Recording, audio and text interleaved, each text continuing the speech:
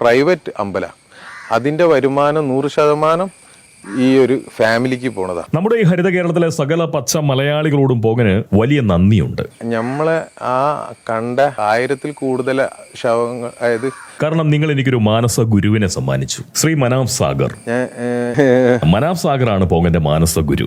മനാഫ് സാഗർ എന്ന് പറഞ്ഞാൽ പലർക്കും മനസ്സിലാവണമെന്നില്ല. എന്നാൽ ലോറി ഉടമ മനാഫ് എന്ന് പറഞ്ഞു കഴിഞ്ഞാൽ അദ്ദേഹത്തെ അറിയാത്തവരായി ആരും ഉണ്ടാവില്ല. അങ്ങനെ ആരെങ്കിലും ഉണ്ട് എന്നുണ്ടെങ്കിൽ അവർ ജനിക്കാനിരിക്കുന്നവരായിരിക്കണം. ഇഹലോകത്ത് കൊക്കിന് ജീവനോടുകൂടി കഴിയുന്ന സകലമാന മലയാളികൾക്കും ഇന്ന് മനാഫ് സാഗർ എന്ന് പറയുന്ന ലോറി ഉടമ മനാഫിനെ തീർച്ചയായിട്ടും അറിയാം. അതെ അതെ, അദ്ദേഹം വലിയ നിലയിൽ പ്രസിദ്ധനാണ്, വലിയ നിലയിൽ സ്വാധീനം ചെലുത്തുന്ന ഒരാളാണ്. അപ്പൊ കേരള ഗവൺമെന്റ് പോലീസ് സംരക്ഷണത്തോടു കൂടി പോയാൽ മതി എന്നുള്ളതാണ് അറിയിച്ചത്. ഉന്നതമായ സാമൂഹ്യ മൂല്യം കൊണ്ടു നടക്കുന്ന ഒരാളാണ്. അതുപ്രകാരം കമ്മീഷണർ വന്ന് കണ്ട് കമ്മീഷണർ എല്ലാ സെക്യൂരിറ്റിയും പ്രൊവൈഡ് ചെയ്യാന്ന് പറഞ്ഞിട്ടുണ്ട്. അദ്ദേഹത്തിന് ഒരുപാട് സവിശേഷതകളുണ്ട്. ഞാൻ എല്ലാ മാധ്യമങ്ങളിലും വിളിച്ചു പറഞ്ഞിട്ടുണ്ട്, ന്യൂസ് വരികയും. എങ്ങനെയാണ് ഈ പ്രബുദ്ധ കേരളത്തിൽ ഒരു സാധാരണ മനുഷ്യന് അതിജീവനം സാധ്യമാക്കാൻ കഴിയുക എന്ന് പറയുന്ന വിലപ്പെട്ട പാഠം പോങ്ങന് പഠിപ്പിച്ചു നൽകിയത് തീർച്ചയായിട്ടും മനാഫ് സാഗറാണ്.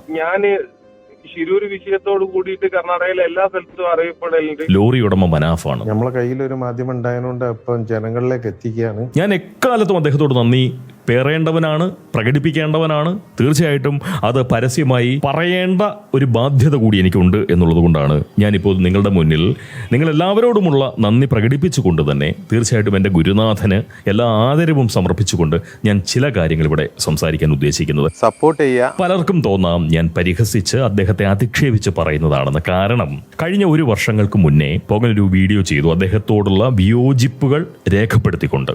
സത്യം പറഞ്ഞു കഴിഞ്ഞാൽ ക്രിസ്തുദേവന്റെ ഇസ്ലാം പതിപ്പാണോ ഈ മനാപ്പൻ എന്ന് പോലും പ്രബുദ്ധർ സംശയിച്ചു പോയിരിക്കണമെന്നാണ് പോങ്ങന്റെ ഒരു സംശയം.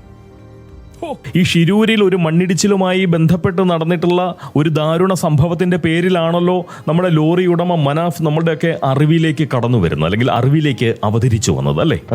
അതായത് ലോറി ഉടമ മനാഫിന്റെ ലോറിയുടെ ഡ്രൈവർ ആയിട്ടുള്ള അർജുൻ ആ മണ്ണിടിച്ചിലിൽ അകപ്പെടുന്നു.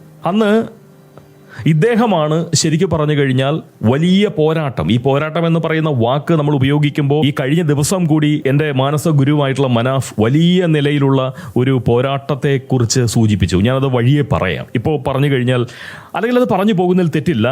ഷിരൂരിൽ നിന്ന് നേരെ നമുക്ക് പോകേണ്ടത് ധർമ്മസ്ഥലയിലേക്കാണ്. ചില പോരാട്ടങ്ങൾ നടക്കുന്ന സമയത്ത് അത് ഈ പോരാട്ടത്തിന് മൊത്തത്തിൽ ബാധിക്കുന്ന ഒരു കാര്യം. ഷിരൂരിലെ പോരാട്ടം നമ്മൾ കണ്ടു. ആ പോരാട്ടം അദ്ദേഹം നടത്തിയത് കർണാടക പോലീസുമായിട്ടാണ്. കാരണം കർണാടക പോലീസ് പറയുന്നു, ഇവിടെ മണ്ണിടിച്ചിൽ ഉണ്ടായിട്ടുണ്ട് എന്നുണ്ടെങ്കിൽ തീർച്ചയായിട്ടും ഈ അർജുന്റെ, അല്ലെങ്കിൽ ലോറി ഉടമ മനാഫിന്റെ അർജുനുള്ള ആ ലോറി പുഴയിലെത്തിയിട്ടുണ്ടാവും. അന്ന് ലോറി ഉടമ മനാഫ് വാശി പിടിച്ചു, പോരടിച്ചു. തീർച്ചയായിട്ടും ആ ലോറി ദാ ഇവിടെയുണ്ട്, ഈ റോഡിലുണ്ട്, നിങ്ങൾ ഇവിടെ കുഴിക്കൂ എന്ന് പറഞ്ഞുകൊണ്ട് വലിയ പോരാട്ടം തന്നെ കർണാടക പോലീസുമായിട്ട് നടത്തി. അവിടെ തന്നെ കുഴിപ്പിച്ചുകൊണ്ടിരുന്നു. ലോറിയുടെ പൊടി പോലും കിട്ടിയില്ല. അതിനിടയിൽ ഇയാൾ പറഞ്ഞു, ലോറി എഞ്ചിനൊന്ന് സ്റ്റാർട്ടായിട്ടുണ്ട് കേട്ടോ. അപ്പൊ വീണ്ടും ആകാംക്ഷയും പ്രതീക്ഷയും ഒക്കെ വരുന്നു. അർജുനെ ജീവനോടെ തിരിച്ചു കിട്ടാനുള്ള സാധ്യതയുണ്ട്. പിന്നെ ഭാരത് ബെൻസ് എന്ന് പറയുന്ന ആ ലോറിയുടെ മഹത്വങ്ങൾ തേടിക്കൊണ്ട് അമീരശിരസ്കന്മാർ മാപ്രകൾ സഞ്ചരിച്ചു. ബെൻസിൽ എത്ര ദിവസം ഭക്ഷണവും വെള്ളവും ഇല്ലാതെ കഴിയാൻ പറ്റും? അതിന്റെ ക്യാബിന്റെ ശക്തി എത്രയാണ്? അതിനകത്തെ വായുവിന് എത്ര നേരത്തേക്ക് ഈ ഡ്രൈവർക്ക് ഇതുപോലുള്ള ഒരു അപകടത്തിൽ പെട്ടാൽ തന്നെ എത്രത്തോളം കഴിയാൻ കഴിയും? ഇങ്ങനെയുള്ള പല ഗവേഷണങ്ങളും പലതരത്തിലുള്ള അന്വേഷണങ്ങളുമായിട്ട് പോകുന്നു. വളരെ സജീവമായിട്ട് കേരളത്തെ ഷിരൂരിൽ ഇദ്ദേഹം തളച്ചിട്ടു. കർണാടക പോലീസുമായിട്ട് പോരടിച്ചുകൊണ്ടിരുന്നു. ഇവിടെ കുഴിക്കൂ, ഇവിടെ കുഴിക്കൂ, റോഡിൽ കുഴിക്കൂ എന്ന്. സത്യം പറഞ്ഞു കഴിഞ്ഞാൽ മനാഫ് എന്ന് പറയുന്ന വ്യക്തി ഒരല്പം സംയമനം പാലിച്ചിരുന്നു എന്നുണ്ടെങ്കിൽ ഒരുപക്ഷെ അർജുന്റെ മൃതദേഹത്തെ ഒരല്പം നേരത്തെയെങ്കിലും എടുക്കാൻ പറ്റുമായിരുന്നു. പുഴയിലേക്ക് അവരുടെ ശ്രദ്ധ പോകുമായിരുന്നു. പുഴയിൽ പരതൽ കുറച്ചുകൂടി നേരത്തെ അവർ ആരംഭിക്കുമായിരുന്നു. അന്ന് ഈ മനാഫ് എന്ന് പറയുന്ന വ്യക്തിയുടെ പ്രകടനം കണ്ടപ്പോൾ ഇയാള് അത്ര ശരിയല്ലല്ലോ എന്ന് പറയുന്ന ഒരു ചിന്ത എൻ്റെ ഉള്ളിലുണ്ടായി പോയപ്പോഴാണ് ഞാൻ അദ്ദേഹത്തിനെതിരെ എന്ന് പറഞ്ഞു കഴിഞ്ഞാൽ വ്യക്തിവിരോധത്തിൻ്റെ പുറത്തല്ല, വ്യക്തിപരമായ എതിർപ്പുമല്ല, അദ്ദേഹത്തിൻ്റെ ശൈലി, അദ്ദേഹത്തിൻ്റെ സംസാരത്തിൻ്റെ ഒരു ശൈലി, അദ്ദേഹത്തിൻ്റെ മനോഭാവമൊക്കെ എനിക്ക് പ്രകടമായപ്പോൾ ആള് ശരിയല്ല എന്ന് പറയുന്ന ഒരു തോന്നലുണ്ടായി. ഞാനത് എൻ്റെ വീഡിയോയിൽ വളരെ പരസ്യമായി പ്രകടിപ്പിച്ചു. ആ ഗംഭീര വീഡിയോ ആയിരുന്നു കേട്ടോ, അത് പറയാതിരിക്കാൻ പറ്റില്ല. കാരണം അതിൻ്റെ ശബ്ദമിശ്രണം, അതിൻ്റെ ആ ഒരു കഷ്ണിച്ചുരുക്കൽ, അതിൻ്റെ വേഗത, ഗംഭീരമായിട്ടുള്ള ചില ആശയ പ്രകടനങ്ങളൊക്കെ ഞാൻ നടത്തി, ആശയപ്രയോഗങ്ങൾ നടത്തി. വാക്കുകളുടെ ഘടന രസകരമായിരുന്നു, അതിനകത്ത് നർമ്മിച്ചിട്ടുണ്ട് കുറച്ചൊക്കെ. ആളുകൾക്ക് അത്തരം വരണ്ട വിഷയമായിട്ട് പോലും രസിക്കാൻ കഴിയുന്ന തരത്തിലൊക്കെ ഞാൻ ചില പ്രയോഗങ്ങളൊക്കെ നടത്തിയിട്ടുണ്ട്. ഗംഭീരമായിട്ടുള്ള വീഡിയോ ആയിരുന്നു. ഒരു നല്ല അധ്വാനം അതിൻ്റെ പുറത്തുണ്ടായിരുന്നു. എന്തായാലും അത് ആരും അധികം കണ്ടില്ല. കണ്ടവരിൽ നല്ല ശതമാനം ആളുകൾ എന്നോട് വിരോധ ബുദ്ധിയോടുകൂടി പെരുമാറി. പ്രത്യേകിച്ച്, അല്ലെങ്കിൽ ഞാൻ അതിനകത്ത് വേറെ ഒന്നും കലർത്തുന്നില്ല, ശരിക്കും പറഞ്ഞു കഴിഞ്ഞാൽ അവർ പറഞ്ഞതിൻ്റെ പ്രധാനപ്പെട്ട കാര്യം എന്ന് പറയുന്നത്, ഇത്രയും സാധുവായിട്ടുള്ള, ഇത്രയും നന്മയുള്ള മനാഫ് എന്ന് പറയുന്ന വ്യക്തിയോട് പോങ്ങൻ ഇങ്ങനെ വിയോജിക്കണമെങ്കിൽ ആ മനാഫിൻ്റെ പേരിൽ പുരണ്ടിരിക്കുന്ന മതത്തോടുള്ള നിങ്ങളുടെ വിയോജിപ്പാണ്, അല്ലെങ്കിൽ അതിനോടുള്ള ഞാനൊരു വർഗീയവാദിയാണെന്നാണ് പറഞ്ഞു വെച്ചത്. ആ പറഞ്ഞതിൽ നല്ല ശതമാനം ആളുകളും ഹൈന്ദവ നാമധാരികളുമായിരുന്നു. എനിക്ക് നല്ല സങ്കടം തോന്നി.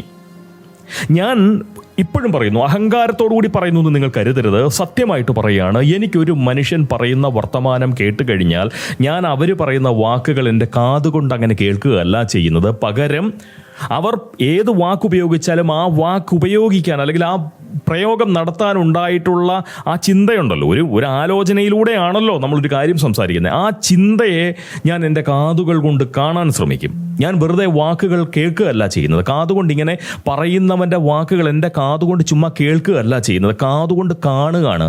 എന്താണ്? വാക്കല്ല കാണുന്നത്, ആ വാക്കുകൾ പ്രയോഗിക്കാനുള്ള അവൻ്റെ ചിന്ത. ആ ചിന്ത ഞാൻ കാണും. ആ ചിന്ത ഇതുവരെ കാണാൻ സാധിച്ചിട്ടുണ്ട്. ഞാൻ ചിന്തിച്ചിട്ടുള്ള, ഞാൻ മനസ്സിലാക്കുന്ന ആ ഒരു കാര്യത്തിൽ നിന്ന് അതായത് എൻ്റെ വിചാരത്തിൽ ഞാൻ മനസ്സിലേക്ക് തോന്നുന്നു ഇന്നയാളാണ് എന്ന് എനിക്ക് തോന്നിയാൽ അതിനും അപ്പുറത്തേക്ക് അയാൾ പോയിട്ടേ ഇല്ല ഇന്നുവരെ. അതുകൊണ്ടാണ് എനിക്ക് ചില മനുഷ്യരുടെ കാര്യത്തിൽ ഞാൻ ഉറപ്പിച്ചങ്ങോട്ട് പറയും. എനിക്ക് നല്ല ബോധ്യമുണ്ടാവും. കാരണം ഞാൻ അവരുടെ വാക്കുകൾ കേൾക്കുകയല്ല ചെയ്യുന്നത്, ഞാൻ അവരുടെ വാക്കുകൾ പ്രയോഗിക്കാൻ അവർ ഉപയോഗിച്ച ചിന്തയെ ഞാൻ എൻ്റെ കാതുകൾ കൊണ്ട് കാണുകയാണ് ചെയ്യുന്നത്. അതുകൊണ്ട് വ്യത്യാസമുണ്ടെന്നേ ഇതിനൊക്കെ. നിങ്ങൾ കേട്ടുകൊണ്ടിരിക്കാതെ നിങ്ങൾ വാക്കുകൾക്കപ്പുറം നിൽക്കുന്ന, വാചകങ്ങൾക്കപ്പുറം നിൽക്കുന്ന, അതിന് തീ കൊളുത്തുന്ന ആ ചിന്തയെ ശരിക്കും നിങ്ങൾ കാണാൻ ശ്രമിച്ചു കഴിഞ്ഞാൽ നിങ്ങൾക്കും ഞാൻ ഈ പറയുന്നത് കിട്ടും കൃത്യമായിട്ട്. അങ്ങനെ മനാഫ് എന്ന് പറയുന്ന വ്യക്തി ഒരു സാമൂഹ്യ ദുരന്തമാണ് എന്ന് പറയുന്ന ഒരു തോന്നൽ എൻ്റെ ഉള്ളിലുണ്ടായപ്പോൾ ഞാനത് പറഞ്ഞു വീഡിയോ രൂപത്തിൽ. എനിക്ക് വലിയ പരിക്ക് പറ്റി. എന്നെ ഒരുപാട് പേര് വിമർശിച്ചു. എനിക്ക് നല്ല സങ്കടമുണ്ടായി. വളരെ സത്യമായിട്ട് പറയും, വേണമെങ്കിൽ എനിക്കിപ്പോൾ ഒന്ന് കരയാവുന്നതേ ഉള്ളൂ. പക്ഷെ ഞാനത് ചെയ്യില്ല, ഞാൻ കരയില്ല. കാരണം നിങ്ങളുടെ മുന്നിൽ കരഞ്ഞാൽ പോലും വാസ്തവം പറഞ്ഞു കഴിഞ്ഞാൽ അത് എനിക്ക് നാണക്കേടാണ്. കാരണം മാത്രമാണ് എനിക്കെതിരെ നിങ്ങൾ സംസാരിച്ചത്. ആ സമയത്ത് ഇഷ്ടം പോലെ എന്നെ വർഗീയവാദിയാക്കുന്നു, എന്നെ പലതരത്തിലുള്ള ഒരു മോശക്കാരനാക്കി. ഞാൻ പറയുന്നത് ഇത്ര മാത്രമേ ഉള്ളൂ. നല്ല പച്ച നുണ, പച്ച സത്യം പോലെ പച്ചയ്ക്ക് പറഞ്ഞ പച്ച മനുഷ്യനാണ് മനാഫ്. ആ ഒരു ബോധ്യത്തിലാണ് പൊങ്ങനെന്ന് പറഞ്ഞത്. കാരണം പലതും തെറ്റായിരുന്നു. ധർമ്മസ്ഥലയിലേക്ക് എത്തിയപ്പോൾ അദ്ദേഹത്തിൻ്റെ സ്വീകാര്യത എത്രയോ ഇരട്ടിച്ചു. ഒരു കുട്ടീനെ കൊന്നത് അനന്യ ഭട്ട് MBBS സ്റ്റുഡൻ്റ് ആയിരുന്നു. നേരെ ചൊവ്വേ ഒരു വരി പറയില്ല, ഒരു വാക്ക് നന്നായിട്ട് ഉപയോഗിക്കില്ല. ഞാൻ പ്രാദേശികമായിട്ടുള്ള ഭാഷയുടെ ന്യൂനതകളെക്കുറിച്ചോ അതല്ലെങ്കിൽ അതിൻ്റെ ശ്രേഷ്ഠതകളെക്കുറിച്ചോ അല്ല പറയുന്നത്. ചില വാക്കുകളിൽ പുരണ്ടിരിക്കുന്ന മതസാന്നിധ്യം ഒന്നുമല്ല ഞാൻ പറയുന്നത്. അങ്ങനെയൊന്നുമല്ല. ഞാൻ ഈ മലയാളത്തെ പോലും പരിക്കേൽപ്പിച്ചുകൊണ്ട് ആ മനുഷ്യൻ സംസാരിക്കുന്ന പല കാര്യങ്ങളിനകത്തും അപാകതകളുണ്ട് എന്നുള്ളതാണ്. വാക്കുകൾ പോട്ടെ, ഭാഷാശുദ്ധി പോട്ടെ, പ്രയോഗത്തിൻ്റെ ആ തികവോ നമുക്ക് മറക്കാം. പക്ഷേ അത് പേറുന്ന ആശയം എന്ന് പറയുന്നത് സമൂഹത്തിന് ദ്രോഹമുള്ളതാണ് എന്ന ഉത്തമ ബോധ്യം എനിക്കുണ്ടായപ്പോഴാണ് ഞാനതൊക്കെ പറഞ്ഞത്. ഇയാൾ ശരിയല്ല. അർജുൻ്റെ സഹോദരനോ അളിയനോ അദ്ദേഹം പറഞ്ഞപ്പോൾ എന്താ പറഞ്ഞ, ആ മനുഷ്യനെയും വർഗീയവാദിയാക്കി നമ്മുടെ സമൂഹം, പ്രബുദ്ധ കേരളീയർ, ഹരിത നവ കേരളീയർ.